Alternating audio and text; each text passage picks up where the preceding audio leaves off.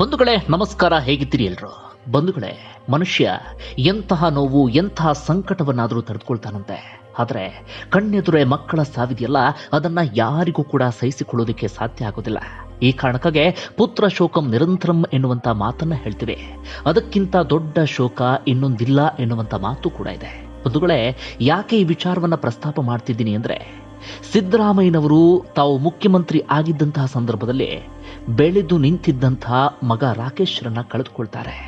ಆ ನೋವು, ಆ ಸಂಕಟ, ಆ ವೇದನೆ ಯಾರಿಗೂ ಕೂಡ ಬೇಡ. ಸಿದ್ದರಾಮಯ್ಯನವರು ಎಂದಿಗೂ ಕೂಡ ಕಣ್ಣೀರನ್ನ ಹಾಕಿದ್ದು ಸಾರ್ವಜನಿಕವಾಗಿ ನಾವು ನೋಡೇ ಇಲ್ಲ. ಆದರೆ ಪುತ್ರ ಸಾವನ್ನಪ್ಪಿದಂತಹ ಸಂದರ್ಭದಲ್ಲಿ ಬಿಕ್ಕಳಿಸಿ ಚಿಕ್ಕ ಮಕ್ಕಳಂತೆ ಸಿದ್ದರಾಮಯ್ಯ ಅಳ್ತಾ ಇದ್ರು. ಅದನ್ನ ಅವರ ಅಭಿಮಾನಿಗಳಿಗೂ ಕೂಡ ತಡ್ಕೊಳ್ಳೋಕೆ ಸಾಧ್ಯ ಆಗ್ತಾ ಇರಲಿಲ್ಲ. ಬಂಧುಗಳೇ, ಯಾಕೆ ಸಿದ್ದರಾಮಯ್ಯನವರ ವಿಚಾರವನ್ನ ಪ್ರಸ್ತಾಪ ಮಾಡ್ತಾ ಇದ್ದೀನಿ ಅಂದ್ರೆ, ಸಿದ್ದರಾಮಯ್ಯನವರಿಗೆ 75 ವರ್ಷ ವಯಸ್ಸಾಗಿದೆ. ಇವತ್ತು ಅವರ ಹುಟ್ಟುಹಬ್ಬ. ಇಂತಹ ಸಂದರ್ಭದಲ್ಲಿ ಸಿದ್ದರಾಮಯ್ಯನವರಿಗೆ ಸಂಬಂಧಪಟ್ಟ ಹಾಗೆ ಒಂದಷ್ಟು ಇಂಟ್ರೆಸ್ಟಿಂಗ್ ಘಟನೆಗಳನ್ನ ಹೇಳ್ತಾ ಹೋಗ್ತೇನೆ. ಸಿದ್ದರಾಮಯ್ಯನವರ ಪುತ್ರನ ಸಾವು, ಅದಾದ ನಂತರ ಯತೀಂದ್ರ ರಾಜಕೀಯಕ್ಕೆ ಎಂಟ್ರಿ, ಹಾಗೆ ಅವರ ಪತ್ನಿ ಎಲ್ಲೂ ಕೂಡ ಕಾಣಿಸ್ಕೊಳ್ಳೋದಿಲ್ಲ ಯಾಕೆ, ಅವರ ಸಹೋದರರು ಈಗಲೂ ಕೂಡ ಹೊಲ ಹುಳ್ತಿದ್ದಾರೆ. ಎಲ್ಲ ವಿಚಾರಗಳನ್ನು ಕೂಡ ಹೇಳ್ತಾ ಹೋಗ್ತೀನಿ, ಕೇಳಿ. ಅದಕ್ಕೂ ಮುನ್ನ ಸಿದ್ದರಾಮಯ್ಯನವರಿಗೆ ಸಂಬಂಧಪಟ್ಟ ಹಾಗೆ ಒಂದೆರಡು ವಿಚಾರ, ಅಂದ್ರೆ ಯಾವ ರೀತಿಯಾಗಿ ರಾಜಕೀಯಕ್ಕೆ ಬಂದ್ರು, ಏನು ಎತ್ತ ಅಂತ ಹೇಳಿ. ಸಿದ್ದರಾಮಯ್ಯನವರು ನಿಮ್ಮೆಲ್ಲರಿಗೂ ಕೂಡ ಗೊತ್ತಿರುವ ಹಾಗೆ ಸಿದ್ದರಾಮನ ಹುಂಡಿಯವರು ಮೈಸೂರು ಜಿಲ್ಲೆಯಲ್ಲಿ ಬರುವಂತಹ ಸಿದ್ದರಾಮನ ಹುಂಡಿ ವರುಣಾ ಹೋಬಳಿ ವ್ಯಾಪ್ತಿಯಲ್ಲಿ ಬರುತ್ತೆ. ಬಡ ಕುಟುಂಬದಲ್ಲಿ ಅವರು ಜನಿಸ್ತಾರೆ. ಹೇಳ್ಕೊಳ್ಳುವಂತ ಆರ್ಥಿಕವಾಗಿ ಸ್ಟ್ರಾಂಗ್ ಇದ್ದಂಥ ಫ್ಯಾಮಿಲಿ ಏನು ಅಲ್ಲ. ಒಟ್ಟು 6 ಜನ ಮಕ್ಕಳಲ್ಲಿ ಸಿದ್ದರಾಮಯ್ಯನವರು ಕೂಡ ಒಬ್ರು.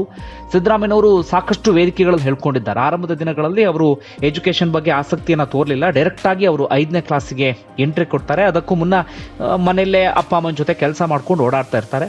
ಅದಾದ ನಂತರ ಎಜುಕೇಶನ್ ಕಡೆಗೆ ಹೆಚ್ಚು ಆಸಕ್ತಿಯನ್ನು ತೋರೋದಕ್ಕೆ ಶುರು ಮಾಡ್ಕೊಳ್ತಾರೆ. BSc ಓದ್ತಾರೆ. ಅದಾದ ನಂತರ LLB ಅನ್ನು ಕೂಡ ಮಾಡ್ತಾರೆ. ಅದಾದ ನಂತರ ಲಾಯರ್ ಆಗಿ ತಮ್ಮ ಸಾರ್ವಜನಿಕ ಜೀವನವನ್ನು ಕೂಡ ಆರಂಭಿಸ್ತಾರೆ.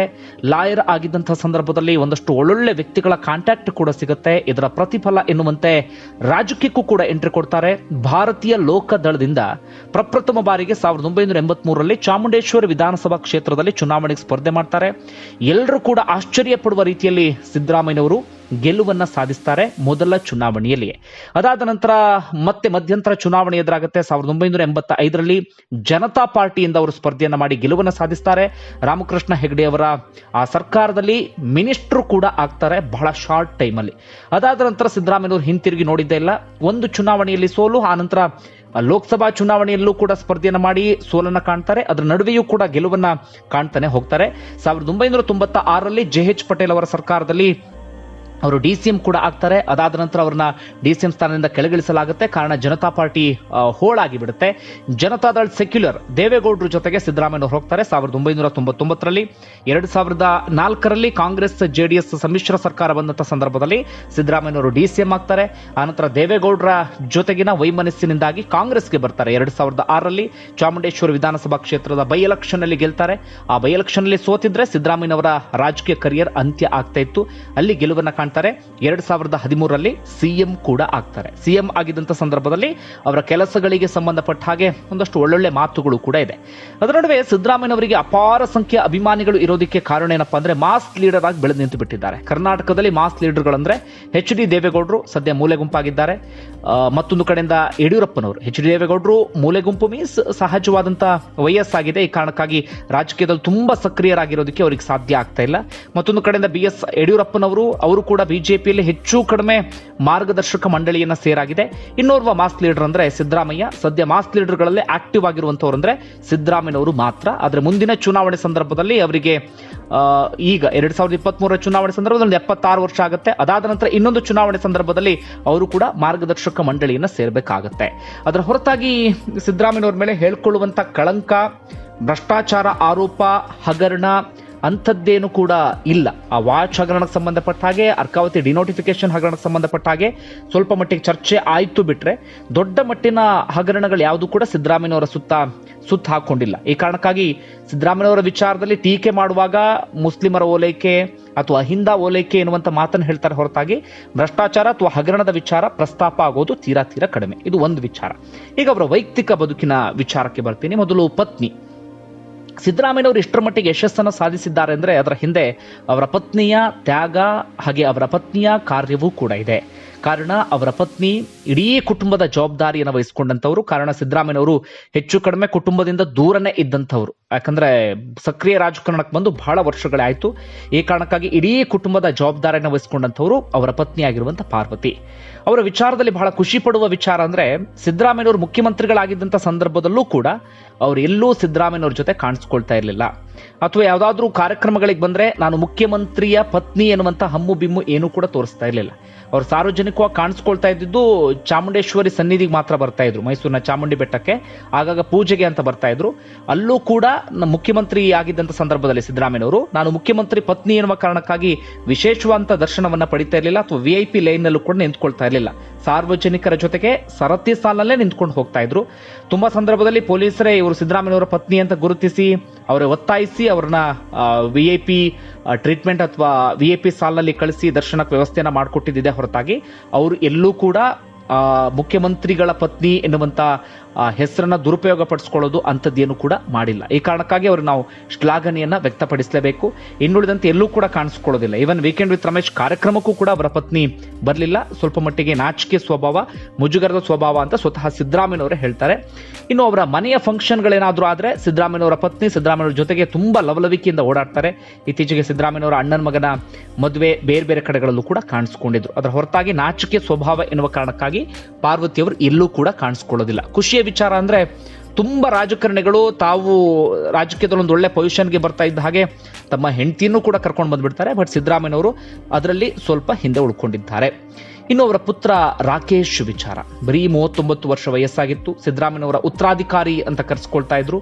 ಅವರ ಸ್ವಯಂಕೃತ ಅಪರಾಧವೋ ಏನೋ ಗೊತ್ತಿಲ್ಲ, ಬಹು ಅಂಗಾಂಗ ವೈಫಲ್ಯ ಆಗತ್ತೆ.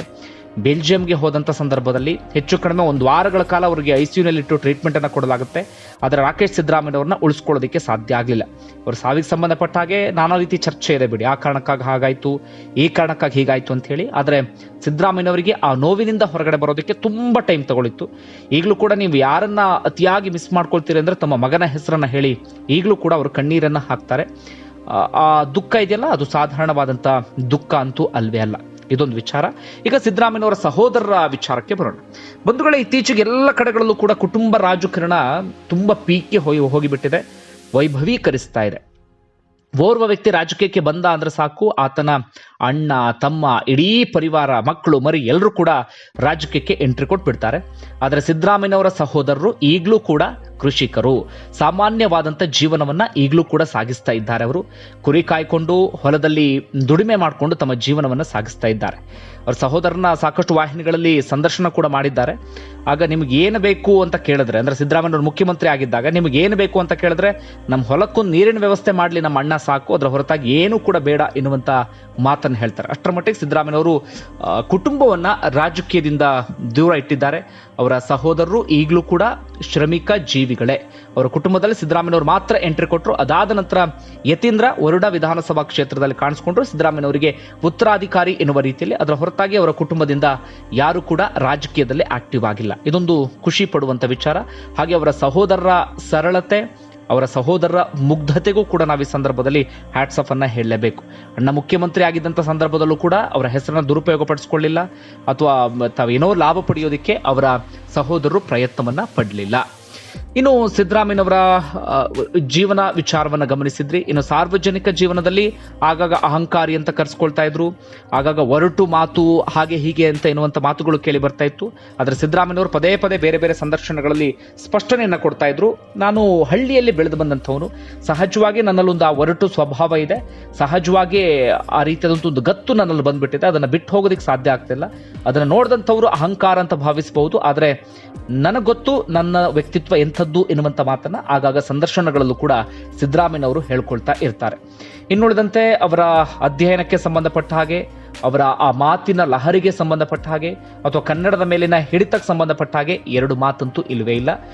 ಯಾವುದೇ ವಿಚಾರವನ್ನು ಸದನದಲ್ಲಿ ಪ್ರಸ್ತಾಪ ಮಾಡಬೇಕಂದ್ರೂ ಕೂಡ ಸಂಪೂರ್ಣವಾಗಿ ಅಧ್ಯಯನ ಮಾಡ್ಕೊಂಡು ಬರ್ತಾರೆ.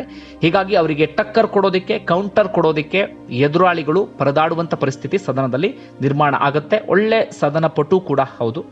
ಸದ್ಯ 75ನೇ ಬರ್ತ್ಡೇನ ಸೆಲೆಬ್ರೇಟ್ ಮಾಡ್ಕೊಳ್ತಾ ಇದ್ದಾರೆ. ಅದಕ್ಕೊಂದಷ್ಟು ಟೀಕೆ ಎದುರಾಗ್ತಿದೆ. ಸಮಾಜವಾದಿ ನಾಯಕ ಅಂತ ಹೇಳ್ಕೊಂಡು ಈ ರೀತಿಯಾಗಿ ಕೋಟಿ ಕೋಟಿ ಖರ್ಚು ಮಾಡೋದು ಎಷ್ಟರ ಮಟ್ಟಿಗೆ ಸರಿ ಅಂತ ಹೇಳಿ.